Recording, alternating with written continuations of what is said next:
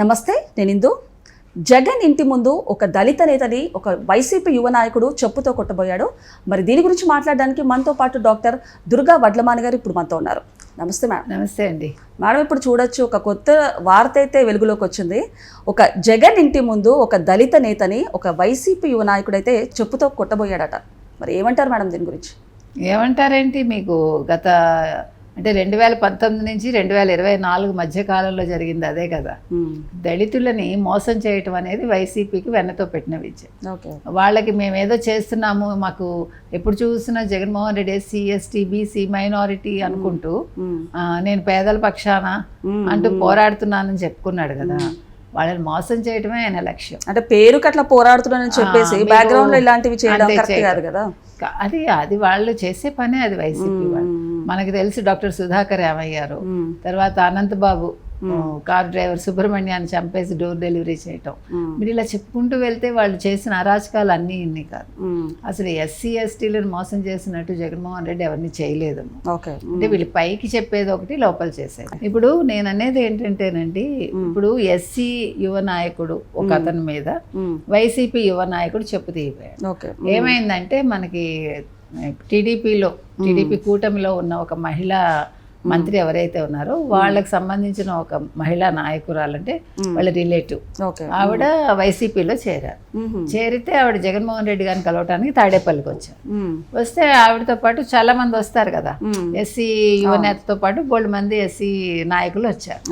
వస్తే ఈ వైసీపీ యువనేత ఎవరైతే ఉన్నారో అతను ఆవిడతోటి కొంచెం అసభ్యంగా మాట్లాడితే ఈ ఎస్సీ మహిళతోటి ఎవరైతే వచ్చారో అతను అదేంటి అట్లా మాట్లాడుతున్నావు అంటే చెప్పు తీసి కొట్టబోయాడు. మరి ఊరుకుంటారా వాళ్ళు?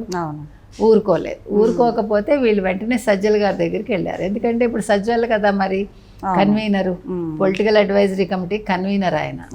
సో ఆయన దగ్గరికి వెళ్తే ఆయనేమో నేను పిలిపించి మాట్లాడతానని ఫోన్లో మాట్లాడితే ఈయన అప్పటికే జారుకున్నాడు. ఈ చెప్పు తీసింది జారుకున్నాక నేను ఇప్పుడు ఊళ్ళో లేను, రేపు వస్తానని తర్వాత పిలిపించి మాట్లాడితే క్షమాపణ చెప్పించారు. ఆయన చేతులు పట్టుకుని క్షమాపణ చెప్పాడు. చెప్తే అక్కడితో ఇది చల్లారలేదు. అంటే మీరు అనుకోవచ్చు, మీకు జగన్మోహన్ రెడ్డి ప్రభుత్వం ప్రత్యేకత మీ అందరికీ తెలుసు. అంటే బూతుల ప్రభుత్వం అది. బూతులు ఎవరు ఎక్కువగా తిడితే, ఎవరు అపోజిషన్లో తిట్టగలిగితే అపోజిషన్ వాళ్ళకి పదవులు వస్తాయి. అసలు జనాలు రగిలిపోతున్నారు. ఇప్పుడు మీరు కనుక చూసుకున్నారంటే ఇప్పుడు అసలు దెబ్బతిన్నది ఎస్సీ ఎస్టీలు, ఎక్కువ అరెస్ట్ అయింది ఎస్సీలు వాళ్ళే. ఎందుకంటే వాళ్ళ చేత పనులు చేయించుకుని వాళ్ళని ఎక్స్పోజ్ చేస్తాడు జగన్మోహన్ రెడ్డి. వెనకాల ఉంటాడు తను, ఎప్పుడు కూడా దొరకడు. సో ఈ జగన్ ప్రభుత్వం అంటేనే ఒక రౌడీయిజం, ఒక మత రాజకీయాలు, శవ రాజకీయాలు, ఈ విధంగానే చూడొచ్చు అంట. అంతే, ఇంకా మీకు అంతకు మించింది లేదు. ఇంకొకటి మహిళల్ని బాగా కించపరచటం. కాబట్టి ఇవాళ ఈ దళిత నేతని, ఆ మహిళా నాయకురాల్ని ఈయన బూతులు మాట్లాడటం అనేది తప్పు కదండి. ఈ సంస్కృతి వల్లే కదా పోసాని కృష్ణమురళి జైలుకి వెళ్ళి వచ్చాడు. అంటే ప్రశ్నించినందుకే ఇలాంటి అంటే చెప్పుతో కొట్టడం కరెక్ట్ కూడా కాదు కదా మేడం. అసలు అతను బూతులు మాట్లాడి అది ప్రశ్నించినందుకు చెప్పు తీసి కొట్టడం అంటే అది ఒక దళిత నాయకుడిని, అది తప్పు కదండి. చాలా తప్పు. ఇప్పుడు దళితులేమి తక్కువ వాళ్ళు కాదు కదా. ఇక్కడ దళితుల మీరా ఎవరు ఇదంతా అనవసరం. అతను ఒక రాజకీయ నాయకుడు, ఆవిడ ఒక రాజకీయ మహిళా నాయకురాలు. ఆవిడ వాళ్ళని చెప్పుతో కొడతామని వాళ్ళు అదేదో మాకు హక్కు అనుకుంటే అది సరిపోదు కదా. ఇంకో విషయం ఏంటంటే ఇక్కడ వీటన్నింటికి మించి అసలు విషయం, ఈ విషయాలు ఏవి జగన్మోహన్ రెడ్డికి తెలియదు అని తెలుస్తుంది. తాడేపల్లి ప్యాలెస్ బయట జరిగిన గొడవ లోపల ఉన్న జగన్మోహన్ రెడ్డికి తెలియకుండా వీళ్ళందరూ మేనేజ్ చేస్తున్నారు. కాబట్టి జగన్మోహన్ రెడ్డి నైజం ఏంటి అనేది మీకు అర్థమవుతోంది. సాయంకాలం అయ్యేసరికి నాకు రావాల్సిన డబ్బులు వచ్చాయా లేదా, లెక్క తేలిందా లేదా, మిగతా లెక్కలు ఆయనకు అక్కర్లా. మీకు అర్థమైంది కదా ఇప్పుడు. అందుకని ఎవడు కొట్టుకు చచ్చినా, ఎవరితో గొడవలు పెట్టుకున్నా ఆయన పట్టించుకోడు. ఆయన డబ్బులు లెక్క పెట్టుకున్నాడా, ప్రశాంతంగా ప్యాలెస్లో పడుకున్నాడా, అంతే. కాబట్టి ఇప్పుడు సజ్జలకి ఇదేదో చెప్తా చూడండి, ముందు చూస్తే నొయ్యి వెనక చూస్తే గొయ్యి అని. ఆ వైసీపీ యువనేతని ఏమి అనలేడు. అలాగని ఈ ఎస్సీ మహిళా నాయకురాలకు జరిగిన అన్యాయానికి ఈయన బదులు చెప్పాలి. అయితే ఈయన ఏం చేశాట, క్షమాపణ చెప్పించాక వీళ్ళు వెళ్ళిపోయారు అనుకున్నాడు. కానీ వాళ్ళు వెళ్ళలేదు. వెళ్లకుండా వాళ్ళు ఇతనికి బుద్ధి చెప్పాలని వెయిట్ చేస్తున్నారు. ఓకే. సో సజ్జల సాయంకాలం బయటికి వెళ్తూ చూస్తే వాళ్ళు అక్కడే ఉన్నారు. ఉంటే ఈయనకి ఎందుకు అని అడిగితే లేదు అతనితో మేము మాట్లాడాలి, లెక్క తేల్చుకోవాలన్నారు. అప్పుడు ఈయనకు అర్థమయ్యి మళ్ళా వెనక్కి వెళ్ళి మళ్ళా వీళ్ళ చేత వీళ్ళకి ఇంకోసారి క్షమాపణ చెప్పించి ఇన్ని చేసినా కూడా ఈ గొడవ చల్లారలేదు. ఇంతకీ మీకు చెప్పొచ్చేది ఏంటంటే, అంటే నేను అనేది ఏంటంటే, మనం ఏదో ఎక్కువ కులం వాళ్ళం, వాళ్ళు ఏదో తక్కువ కులం అనుకుంటే అది చాలా తప్పు. వాళ్ళు మీతో సమానంగా ఒక రాజకీయాల్లో మీతో పాటు ఉన్నారు.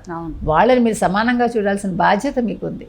ఆ బాధ్యత మర్చిపోయి కులం గురించి మాట్లాడి, మతం గురించి మాట్లాడి, లేకపోతే మహిళలను కించపరిచి మాట్లాడితే అది ఎక్కడికైనా వెళ్తుందండి. వాళ్ళు ఏం ఊరుకోరు.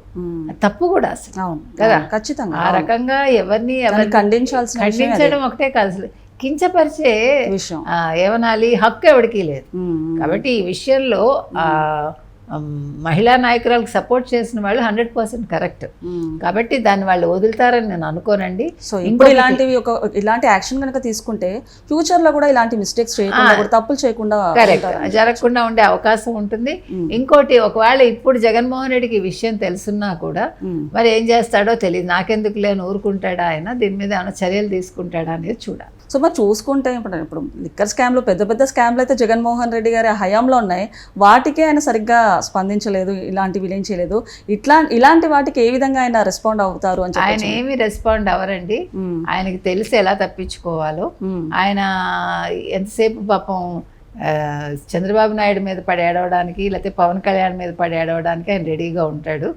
కూటమి ప్రభుత్వాన్ని గద్దెదించడమే ఒక లక్ష్యంగా ఆయన పనిచేస్తున్నాను అనుకుంటూ ప్రజల్లోకి వెళ్లకుండా ప్యాలెస్ లో పడుకుంటూ ఉంటాడు. ఆయన అంటే కలలు కంటూ ఉంటాడు. నేను దించేస్తాను 29లో నేనే ముఖ్యమంత్రిని అనుకుంటూ ఆయన పగటి కలలు కంటూ ఉంటాడు. కానీ ఇక్కడ జరగాల్సిన డ్యామేజ్లన్నీ వైసీపీలో జరిగిపోతున్నాయి. ఓ పక్క ఈ విషయంలోనే కాదు, మీరు అన్నట్టుగా ఇన్ని స్కాములు నడిచాయి. ఈ స్కాములు అన్నింటిలో ఇప్పుడు అన్ని వేళ్ళు కూడా జగన్మోహన్ రెడ్డి వైపే చూపించాయి. కాబట్టి లిక్కర్ స్కామ్ లో ఆయన ఇరుక్కున్నాడు. మీరు అన్నట్టు ఢిల్లీ స్కామ్ లో 150 కోట్లు నష్టమైంది. అలాగే 100 కోట్లు విజయ్ మాల్యా దాంట్లో కూడా 9,000 కోట్ల రూపాయల వరకు నష్టమైంది. అదంతా పక్కన పెడితే ఇప్పుడు లిక్కర్ స్కామ్ ఏపీది చూసుకుంటే కనుక ఒక సెన్సేషన్ అని చెప్పొచ్చు. మామూలు సెన్సేషన్ కాదు, కొన్ని లక్షల కోట్ల రూపాయల స్కామ్ జరిగింది. సో ఏ విధంగా చూడొచ్చు అంటారు మేడం? అంటే తెలుగు వాళ్ళ కీర్తిని అందరూ అంటే పతాక స్థాయికి తీసుకెళ్తూ ఉంటే జగన్మోహన్ రెడ్డి తెలుగువాడిగా ఉండి తెలుగు వాళ్ళ పరువు మొత్తం తీసేస్తున్నాడు. అంటే ఇంత లిక్కర్ స్కామ్ చేసి 1,00,000 కోట్లు అంటే తెలుగు వాళ్ళ అంటే ఇలా ఉంటారా అని ఒక కేవలంగా అనుకునేలాగా చేస్తున్నాడు. ఇది చాలా తప్పండి, సిగ్గుపడాల్సిన అంశం మనం. కాబట్టి జగన్మోహన్ రెడ్డి మళ్ళా అసలు అంటే ఫ్యూచర్లో ఇంకెప్పటికీ కూడా ఆయన రాజకీయాల్లో నెగ్గకుండా చేయాల్సిన బాధ్యత మాత్రం ప్రజలది. ఆ విషయాలు మాత్రం మనం చెప్తాం. కాబట్టి ఎస్సీ ఎస్టీలకు ఎవరికి అన్యాయం జరిగినా కూడా ఎవరు కూడా ఉపేక్షించకూడదు. వాళ్ళ మీద తప్పకుండా చర్యలు అయితే తీసుకో. యాక్చువల్గా ఆ స్టేజ్లో ఉంటూ, ఆ క్యాడర్లో ఉంటూ నిజంగా ఎవరైనా తప్పు చేస్తే ఆయన ఒక స్టెప్ తీసుకొని ఆయన ముందుకెళ్ళి డెసిషన్స్ తీసుకోవాలి. అలాంటిది వాళ్ళ పార్టీ నాయకులే ఇలా చేయడం కరెక్ట్ కాదంటారు. అంటే తప్పు చేస్తే ఎవరది తప్పు చేస్తే వాళ్ళకి శిక్ష వేసేది ఎలాంటి నాయకులు? చంద్రబాబు లాంటి వాళ్ళు, లేకపోతే పవన్ కళ్యాణ్ లాంటి వాళ్ళు. ఎందుకంటే రేపు తప్పు చేస్తారంటే ఇవాళే వాళ్ళకి శిక్ష వేస్తారు, వాళ్ళ పార్టీ నుంచి పంపిస్తారు. కానీ ఇక్కడ అలా జరగదు. ఇప్పుడు మన దువ్వాడని పంపించేశారు. దువ్వాడని ఇంతకాలం వాళ్ళు పెంచి పోషించారు. దువ్వాడ ఎప్పుడైతే లోకేష్ని పొగిడారో అప్పుడు దెబ్బకి ఆయన సస్పెండ్ చేశారు. అంటే ఆయన వ్యక్తిగతంగా ఎన్ని తప్పులు చేసినా భరించారు. పక్కవాడిని పొగిడితే మాత్రం జగన్మోహన్ రెడ్డి తట్టుకోలేడు. కాబట్టి జగన్మోహన్ రెడ్డిలో మార్పు అనేది రాదండి. అందుకని ఇవన్నీ కూడా జరిగే పనులు కాదు. సో మీరు అన్నట్టు దువ్వాడ శ్రీనివాస్ మ్యాటర్లో కూడా మేడం అంటే పర్సనల్గా ఇష్యూ ఎప్పటి నుంచో జరుగుతుంది.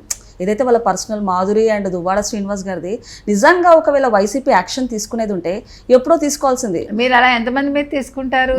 అలాంటిది ఇప్పుడు మొన్న కొత్తగా ఒక ఇంటర్వ్యూలో మీకు ఇష్టమైన నాయకుడు ఎవరని అడగగా లోకేష్ పేరు చెప్పిన తర్వాత ఒక విధంగా ఇలాంటి యాక్షన్ వైసీపీ తీసుకుందని కూడా చెప్పొచ్చు అంటారు. అంతే, ఖచ్చితంగా అదే నేను అంటున్నా. ఇప్పుడు ఆయనకి నచ్చనివి ఎవరు కూడా చేయకూడదు, ఆయన తప్ప ఎవరిని పొగడకూడదు. కాబట్టి వీళ్ళు ఇలాగ అసలు సస్పెండ్ చేసుకుంటూ వెళ్తే ఇప్పుడు 100 మందిని సస్పెండ్ చేయాలి. కాబట్టి జగన్మోహన్ రెడ్డి గారు ఆచితూచి వ్యవహరిస్తారు అలాంటి వాటిలో. అందుకని దువ్వాడకి టైం వచ్చింది, వెళ్ళిపోయాడు ఆయన. కానీ ఈ వైసీపీలో ఉండే ఈ యువనేతకి ఇంకా టైం రాలేదు, అందుకని ఆయన హవా నడుస్తుంది. ఓకే మేడం, నమస్తే. Thank you.